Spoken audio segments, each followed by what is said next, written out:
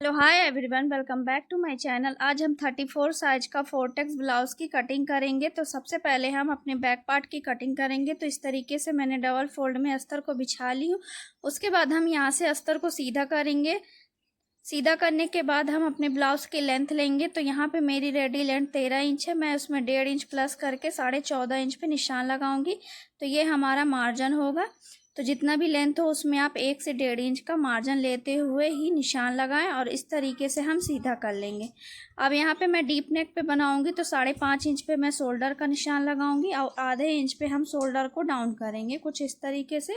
और नेक की विड्थ मैं यहाँ पे रखूंगी 2 इंच पे, क्योंकि मुझे डोरी नहीं लगानी है। अगर आप डोरी लगाएंगे तो 2.5 इंच भी ले सकते हैं। अब यहाँ से हम अपने आर्म होल का निशान लगाएंगे। तो जितना हम शोल्डर लेते हैं उतना ही हम आर्म होल लेंगे और इस तरीके से 5.5 इंच का हम दोनों साइड से निशान लगाते हुए दोनों पॉइंट को मिलाते हुए कुछ इस तरीके से एक बॉक्स बना लेंगे। अभी उसके बाद हम यहाँ से आर्म होल के लिए यहाँ से सेंटर निकालेंगे और इस तरीके से सेंटर पे निशान लगाएंगे। बैक आर्म होल के लिए हम 1.5 इंच पे निशान लगाएंगे और एकदम हल्के हाथ से हम आर्म होल का शेप दे देंगे। अगर एक बार में आपका शेप अच्छे से नहीं होता तो आप दोबारा भी अच्छे से शेप दे सकते हैं कुछ इस तरीके से। अब हमें चेस्ट की मार्किंग करनी है। तो 34 साइज है, उसका 4 से डिवाइड करेंगे तो 8.5 इंच आएगा। तो 8.5 इंच पे निशान लगाएंगे और 2 इंच का मैं मार्जिन रखूँगी। और यहाँ पे मैं कमर का निशान लगाऊंगी। तो कमर है मेरी 30, तो उसको 4 से डिवाइड करेंगे तो 7.5 इंच पे आएगा और 1 इंच हम अपना लेंगे टक्स के लिए और 2 इंच होगा हमारा मार्जिन। और इस तरीके से सारे पॉइंट को मिलाते हुए कुछ इस तरीके से निशान लगाते हुए इसे सीधा कर लेंगे। सीधा करने के बाद हम अपने टक्स का निशान लगाएंगे कमर का। तो इस तरीके से कमर का सेंटर निकाल लें और सेंटर पे एक निशान लगा दें। निशान लगाने के बाद हम कमर के टक्स की लंबाई लेंगे। तो आप 4.5 इंच से लेके 5 इंच भी ले सकते हैं। तो इस तरीके से मैं 4.5 इंच पे आपको निशान लगा के दिखाती हूँ, पर मैं यहाँ पे लूँगी 5 इंच का। तो यहाँ पे मैं टक्स रखूँगी अपने 5 इंच का और इस तरीके से हम हाफ इंच दोनों साइड पे अपना टक्स लेंगे। तो 1 इंच का हमारा टक्स बनकर तैयार हो जाएगा। अब नेक की लेंथ लेनी है। तो यहाँ पे मुझे 10 इंच तैयार चाहिए, तो मैं 10.5 इंच पे लूँगी और नेक की ब्रॉडनेस में यहाँ पे 2.5 इंच रख रही हूँ। तो आप अपने अकॉर्डिंग 3 से 3.5 इंच भी ले सकते हैं। मैं ज़्यादा डीप नहीं बना रही हूँ। और इस तरीके से हम एक बॉक्स बना लेंगे और बॉक्स बनाते हुए राउंड नेक का शेप दे देंगे। तो आप अपने अकॉर्डिंग कोई से भी शेप दे सकते हैं और इस तरीके से हम शेप दे देंगे। और शेप देने के बाद हमारी पूरी मार्किंग कंप्लीट हो चुकी है। सेम मार्किंग के ऊपर ही हमें इसकी कटिंग कर देनी होगी। तो इसी तरीके से आप आराम से अपने मार्किंग के ऊपर ही इसे पूरा कट करके कंप्लीट कर लें। तो ये हमारी बैक पार्ट की कटिंग हो गई है। अब हम अपने फ्रंट पार्ट की कटिंग करेंगे। तो इस तरीके से यहाँ पे मैं डबल फोल्ड में अस्तर को बिछा ली हूँ, बंद भाग अपने साइड रखी हूँ। आप चाहें तो खुले साइड भी रख लें, क्योंकि ये हमारा फ्रंट में ओपन रहेगा। और इस तरीके से 0.5 इंच जितना मैं यहाँ पे मार्जिन रखूँगी हाई हुक की पट्टी के लिए। तो सबसे पहले हम इस तरीके से निशान लगा लेंगे। अब हमें लेंथ लेनी होगी। तो हम बैक पार्ट में लेंथ लिए थे 14.5 इंच। तो जितना भी बैक पार्ट का लेंथ होता है उससे हम 1 इंच एक्स्ट्रा लेते हैं। तो यहाँ पे मैं 15.5 इंच पे निशान लगाऊंगी, क्योंकि इसमें हमारा तीरा पट्टी का भी मार्जिन ऐड होगा। तो कुछ इस तरीके से मैं 15.5 इंच पे निशान लगा दूंगी और इस तरीके के निशान लगाते हुए हम दोनों पॉइंट को मिलाते हुए यहाँ से सीधा कर लेंगे। सीधा करने के बाद हम अपने बैक पार्ट को रखेंगे। तो जो हमने हाई हुक की पट्टी के लिए निशान लगाया था उसे छोड़ते हुए अपने बैक पार्ट को अच्छे से सेट कर लें। सेट करने के बाद सेम हमें अपने बैक पार्ट के ही जैसे मार्किंग करके इसे कंप्लीट कर लेना होगा कुछ इस तरीके से। तो सेम इसी तरीके से हम अपने बैक पार्ट की सेम मार्किंग कर लेंगे। अब सारे शेप को हम कुछ डार्क सा कर देंगे, जिससे हमें समझ में आए कि हमारा निशान किस तरीके से है। और इस तरीके से हम यहाँ पे आर्म होल के बॉक्स के लिए निशान लगाएंगे। तो 5.5 इंच पे एक पॉइंट लगा दें और इस तरीके से हम बॉक्स बना लेंगे और इसी शेप को हम कुछ इस तरीके से दे देंगे। तो ये हमारा फ्रंट आर्म होल का शेप हो जाएगा। और सारे पॉइंट को एकदम डार्क कर लें। अब चेस्ट का निशान लगाएंगे। तो अपने हाई हुक की पट्टी को छोड़ते हुए निशान लगाएंगे। तो 8.5 इंच पे और नेक की विड्थ हम यहाँ पे लेंगे 2 इंच पे और नेक की लेंथ यहाँ पे मैं रखूँगी 6 इंच पे। तो 5.5 इंच मेरा रेडी लेंथ आएगा। और इस तरीके से 2.5 इंच पे एक निशान लगा देंगे नेक की ब्रॉडनेस के लिए। और इस तरीके से हम एक बॉक्स क्रिएट कर लेंगे और सिंपली इसमें हमें राउंड नेक का शेप दे देना होगा। तो शेप अगर एक बार में अच्छी नहीं आती है तो आप दोबारा भी अच्छे से दे सकते हैं। अब उसके बाद हम यहाँ अपने तीरा के लिए निशान लगाएंगे, तीरा पट्टी के लिए। तो दोनों साइड से मैं साढ़े 3.5 इंच पे निशान लगाऊंगी और कुछ इस तरीके से हम सीधा कर लेंगे और 1/2 इंच जितना इस तरीके से हम गोलाई शेप दे देंगे। अब उसके बाद हम यहाँ से अपने टक्स के लिए निशान लगाएंगे। तो 4 इंच पे मेरा टक्स होगा और 2 इंच हमारे टक्स की लंबाई होगी। तो इस तरीके से निशान लगाते हुए शेप लगा ले और यहाँ से मैं 1 इंच पे टक्स दूंगी और यहाँ पे मैं चूड़ी का इस्तेमाल करके टक्स का पॉइंट बनाऊंगी। तो कुछ इस तरीके से चूड़ी रख लें और इस तरीके से रखने से आपकी जो 4 टक्स की ब्लाउज़ होती है परफेक्ट आपका टक्स बनकर तैयार होता है। और सारे पॉइंट को मिलाते हुए इस तरीके से यहाँ से मैं इसका सेंटर ले लूँगी और सेंटर लेते हुए सारे पॉइंट को मिलाते हुए अपने 4 टक्स का शेप दे दें। तो यहाँ पे आप देख सकते हैं बिल्कुल आसान तरीके से हमारा 4 टक्स का ये ब्लाउज़ की पूरी मार्किंग कंप्लीट हो चुकी है। तो यहाँ पे मैं फ्रंट आर्म होल की अभी कटिंग नहीं कर रही हूँ, उसको मैं लास्ट में कट करूँगी। और कुछ इस तरीके से हम जितना भी हमारा मार्किंग है, और यहाँ पे आप देख सकते हैं मैं एक्स्ट्रा फैब्रिक रख रही हूँ इसमें, क्योंकि हमने मार्जिन ऐड नहीं किया है, क्योंकि हमें टक्स डालना होगा तो वो मैं मेन फैब्रिक में मार्जिन ऐड कर लूँगी। तो जितने भी मार्किंग है हमारी सारी मार्किंग के ऊपर ही हमें इसकी पूरी कटिंग करनी होगी कुछ इस तरीके से। तो इस तरीके से हमारा पूरा 4 टक्स का ब्लाउज कट हो के कंप्लीट हो गया है। अब हम आस्तीन की कटिंग करेंगे। तो डबल फोल्ड में था फैब्रिक, 1 फोल्ड और कर दिए हैं तो ये 4 फोल्ड में हो गया है। तो यहाँ पे 5 इंच लेंथ है मेरी, तो 6 इंच पे मार्जिन सहित लूँगी और टोटल मार्जिन लेते हुए हम अपनी स्लीव्स के लिए निशान लगाएंगे। तो यहाँ पे मैं 10 इंच पे लगा रही हूँ और 3 इंच हमारे स्लीव्स को मैं डाउन करूँगी। तो कुछ इस तरीके से 3 इंच का निशान लगाते हुए हम अपनी स्लीव्स का शेप दे देंगे।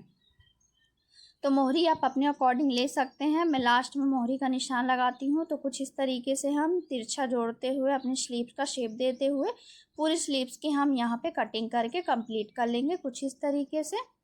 तो इस तरीके से हमारे सारे अस्तर में अपनी ब्लाउज़ की कटिंग कंप्लीट हो चुकी है। अब हम इसको अपने मेन फैब्रिक में कट करेंगे। तो इस तरीके से आप देख सकते हैं ये हमारा 2 स्लीव्स कट हो गया है। अब पूरी कटिंग हमारी कंप्लीट हो गई है। अब इसको मैं मेन फैब्रिक पे रखते हुए इसकी कटिंग करूँगी। तो अपने अकॉर्डिंग आप मेन फैब्रिक को बिछा लें और उसके ऊपर अस्तर को अपने रखते हुए अच्छे से सेट कर लें। सेट करने के बाद आप जितना भी मार्जिन रखना चाहते हैं उस हिसाब से आप मार्जिन लेते हुए अपने मेन फैब्रिक को यहाँ से कट करके अलग कर देंगे। तो कुछ इस तरीके से मैं पूरे मेन फैब्रिक को मार्जिन लेते हुए कट करूँगी अपने ब्लाउज़ के अकॉर्डिंग। तो ये हमारी पूरी कटिंग हो गई है। अब यहाँ पे स्लीव्स में मेरा फैब्रिक कम पड़ रहा था, इसलिए मैं फैब्रिक यहाँ से जॉइंट करूँगी, दोनों साइड से मैं जॉइंट करते हुए लूँगी तो वो मेरा स्टिचिंग में आ जाएगा। तो यहाँ पे मैं मेन फैब्रिक और अस्तर वाला फैब्रिक स्टिच नहीं करूँगी क्योंकि मुझे स्टिचिंग को इजी करना है। तो इस तरीके से सबसे पहले मेन फैब्रिक के ऊपर मैं अस्तर के फैब्रिक को रख लूँगी और उसको अस्तर के फैब्रिक में इस तरीके से किनारे से मैं फैब्रिक ग्लू का इस्तेमाल करके इसे पूरा स्टिक कर दूँगी। तो इस तरीके से करने में स्टिचिंग मेरी थोड़ी इजी हो जाती है। तो सारे पार्ट को एक एक पार्ट को जोड़ना पड़ता है तो ज़्यादा टाइम वेस्ट होता है। तो इस तरीके से मैं अस्तर के फैब्रिक में पूरा किनारे किनारे से ग्लू लगाते हुए मेन फैब्रिक के उल्टे साइड में इसे चिपका लेती हूँ और इस तरीके से जो भी एक्स्ट्रा फैब्रिक होता है मैं उसे यहाँ से कट करके अलग कर देती हूँ। तो सेम सारे पार्ट में मैं इसी तरीके से फॉलो करते हुए पूरा स्टिक कर लूँगी। तो अब चलिए मैं आपको इसकी स्टिचिंग बताती हूँ। तो यहाँ पे आप देख सकते हैं ये हमारा दो पार्ट है। अब यहाँ पे हम एक पार्ट में हमने अपने टक्स की मार्किंग की थी और उसे कुछ इस तरीके से हम सेट करके रखते हैं और इस तरीके से डैप डैप करेंगे तो सारी मार्किंग हमारी दूसरे पार्ट में चली जाएगी और उसी मार्किंग को हमें डार्क कर लेना होगा। तो अब इसकी यहाँ पे आप देख सकते हैं यहाँ पे मैंने मेन फैब्रिक में मार्जिन लिया है क्योंकि मैं अपने अस्तर के फैब्रिक में मार्जिन नहीं ली थी टक्स के लिए। तो यहाँ पे मैं मेन फैब्रिक में मार्जिन ली हूँ। तो इस तरीके से हमारा 1 इंच का टक्स बनकर तैयार हो जाएगा और इस तरीके से हम अपने नेक को सबसे पहले कट कर लेंगे। कट करने के बाद हम 1 इंच का यहाँ से टक्स देंगे। तो कुछ इस तरीके से जितनी भी हमने मार्किंग लगाई थी उसी के ऊपर हमें टक्स लगाना है। तो यहाँ पे मैंने 1 इंच का टक्स लगाया है और अब सारे टक्स को हम अपने तीनों टक्स को 0.5 इंच जितना फैब्रिक ही दबाते हुए कंप्लीट करेंगे।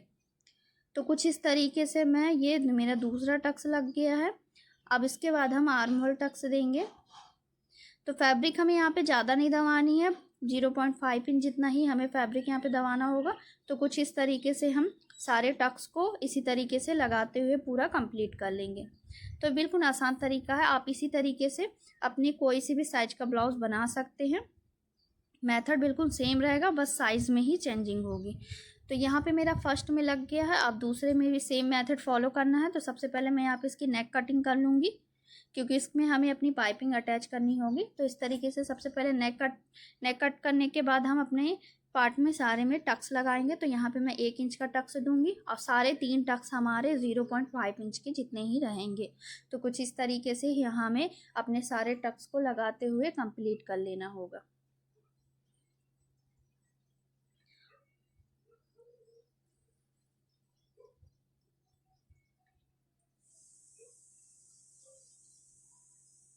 तो मेथड बिल्कुल सेम है, सेम यही प्रोसेस से हमें अपना दोनों पार्ट रेडी करके कंप्लीट कर लेना होगा। तो इस तरीके से ये हमारा 4 टक्स ब्लाउज बनकर कंप्लीट हो जाएगा। तो टक्स हमें कुछ इसी तरीके से डालना होगा और मार्जिन आप ज़रूर लें। तो मार्जिन लेते हुए ही अपना टक्स डालें, जिससे आपका ब्लाउज छोटा ना पड़े। तो यहाँ पे आप देख सकते हैं हमारे सारे टक्स दोनों में लग चुके हैं, कंप्लीट हो गए हैं। तो बिल्कुल फिनिशिंग के साथ टक्स लगा है। अब इसके ऊपर हम अपनी तीरा पट्टी को अटैच करेंगे। तो कुछ इस तरीके से आप देख सकते हैं मैंने सेट करके रखा है। अब इसे हम यहाँ से उल्टे साइड पलट देंगे और इस तरीके से पलटते हुए जितना भी हमने मार्जिन ऐड किया है, तो एक पैर का मार्जिन लेते हुए हम पूरे तीरा पट्टी को इसमें अटैच कर लेंगे। तो हमें फैब्रिक को खींचना नहीं है, बस मिलाते हुए रखते जाना है और एक पैर का मार्जिन लेते हुए इसमें स्टिचिंग लगानी होगी कुछ इस तरीके से। तो सेम इसी तरीके से हमें अपना दोनों पार्ट बनाकर रेडी करना होगा। मेथड बिल्कुल सेम है, आपको सेम इसी तरीके से करना होगा। तो ये बिल्कुल आसान तरीके से आपका 4 टक्स ब्लाउज बनकर कंप्लीट हो जाता है। तो यहाँ पे आप देख सकते हैं एकदम फिनिशिंग के साथ हमारा ये तीरा पट्टी अटैच हो चुका है। तो दोनों में मैंने अटैच करके रख लिया है और जितना भी हमारा एक्स्ट्रा फैब्रिक वगैरह निकला होगा तो उसे यहाँ से मैं कट करके निकाल दूँगी। अब इसके ऊपर हम अपनी हुक की पट्टी या वाई की पट्टी अटैच करेंगे। तो इस तरीके से दोनों पार्ट हमारा रेडी हो गया है। तो सबसे पहले मैं हुक की पट्टी लगाऊंगी। तो यहाँ पे मैंने 2 इंच की हुक की पट्टी चौड़ाई पे कट की है और लेंथ हमारी अपने ब्लाउज के अकॉर्डिंग ही रहेगी। और इस तरीके से यहाँ पे हम रखते जाएंगे और एक पैर का मार्जिन लेते हुए इसमें पूरा स्टिचिंग लगा देंगे कुछ इस तरीके से।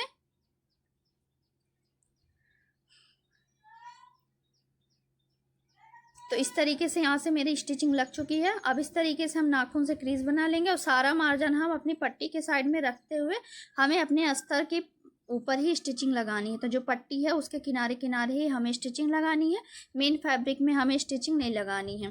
तो इस तरीके से लगा लेंगे और इस तरीके से पट्टी को 1/2 इंच जितना हम अंदर की फोल्ड करेंगे और फोल्ड करने के बाद इसके ऊपर भी हमें स्टिचिंग लगा लेनी होगी, क्योंकि ये हमारी फिनिशिंग को अच्छा करता है। तो यहाँ पे मैं तुरपाई लगाऊंगी, स्टिचिंग नहीं लगा रही हूँ। तो इस तरीके से यहाँ पे मैं पलट लूँगी। पलटने के बाद आप देख सकते हैं एकदम फिनिशिंग के साथ हमारा ये हुक की पट्टी बनकर तैयार हो जाएगा कुछ इस तरीके से। और इसको अच्छे से सेट करते हुए आप प्रेस लगा लें और इसके ऊपर यहाँ पे मैं तुरपाई ऐड करूँगी, जिससे हमारी जो भी स्टिचिंग होगी तो वो फ्रंट पार्ट में नहीं दिखेगी। तो इस तरीके से हम अपने हुक की पट्टी कंप्लीट कर लेंगे। अब आई की पट्टी लगाएंगे। तो यहाँ पे मैं 3 इंच चौड़ाई में पट्टी ली हूँ और इस तरीके से उल्टे साइड में हमें पट्टी अटैच करनी होगी। तो एक पैर का मार्जिन लेते हुए इसको भी यहाँ से हम कंप्लीट कर देंगे।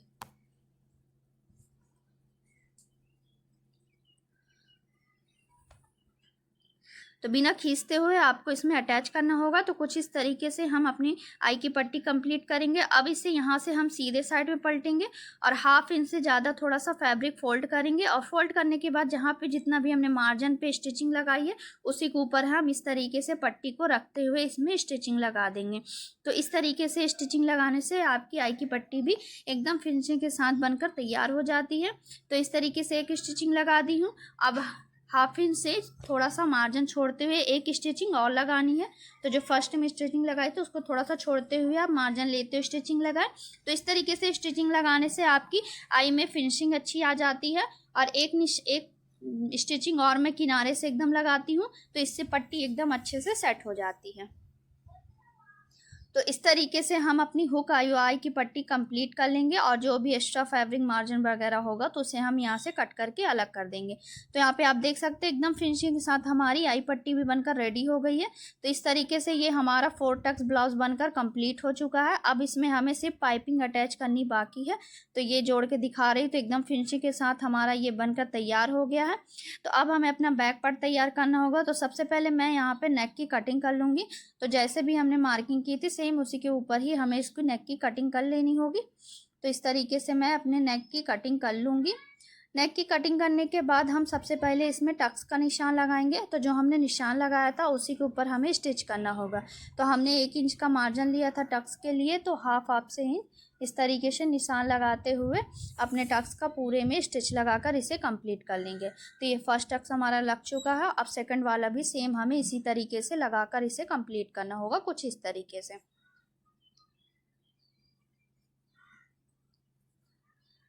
तो इस तरीके से हमारे दोनों टक्स लगकर कंप्लीट हो चुके हैं। ये देख सकते हैं आप, ये हमारा बैक पार्ट है। अब उसके बाद हम इसमें अपने फ्रंट पार्ट को रखते हुए शोल्डर को जॉइंट करेंगे। तो इस तरीके से एक पैर का मार्जिन लेते हुए आप दोनों शोल्डर को जॉइंट कर लें। तो इस तरीके से हमारा एक पार्ट शोल्डर जॉइंट हो गया है। अब दूसरे पार्ट का भी शोल्डर जॉइंट कर लेंगे एक पैर का मार्जिन लेते हुए।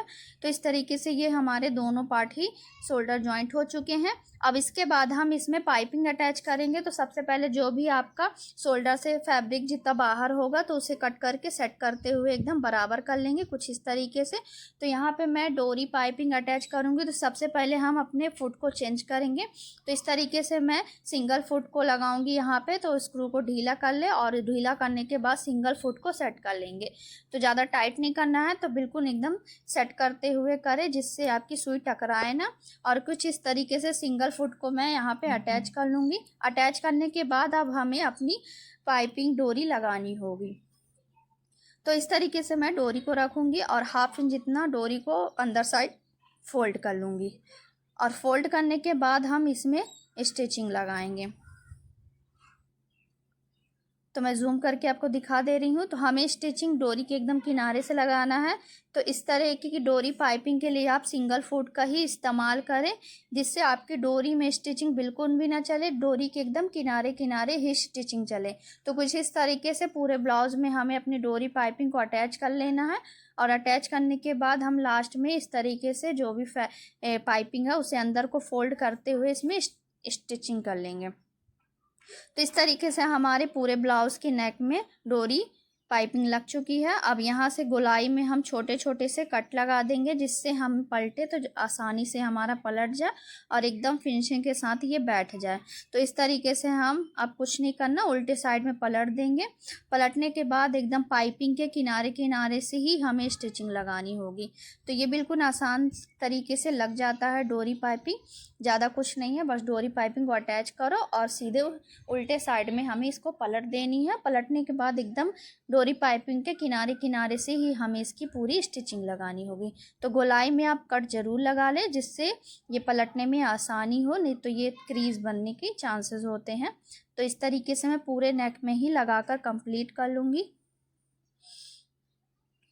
तो बिल्कुल आसान तरीके से आपकी डोरी पाइपिंग इसमें अटैच हो जाती है। तो कुछ इस तरीके से आप देख सकते हैं पूरे नेक में हमारा ये डोरी पाइपिंग लगकर कंप्लीट हो चुका है। तो आप देख सकते हैं एकदम फिनिशिंग के साथ ये डोरी पाइपिंग अटैच हुआ है। तो इस तरीके से ये हमारे पूरे ब्लाउज की स्टिचिंग कंप्लीट हो चुकी है। तो 4 टक्स ब्लाउज है, तो आप इसको 32 साइज में भी बना सकते हैं, सेम मेथड के हिसाब से भी। बस आपकी साइज थोड़ा चेंज होगी, बाकी मेथड सेम रहेगा। तो कुछ इस तरीके से आप 4 टक्स ब्लाउज बना सकते हैं। अब इसमें कुछ नहीं करना, बस स्लीव्स अटैच करके फिटिंग डाल देनी है। तो कुछ इस तरीके से ये हमारा पूरा ब्लाउज बनकर कंप्लीट हो गया।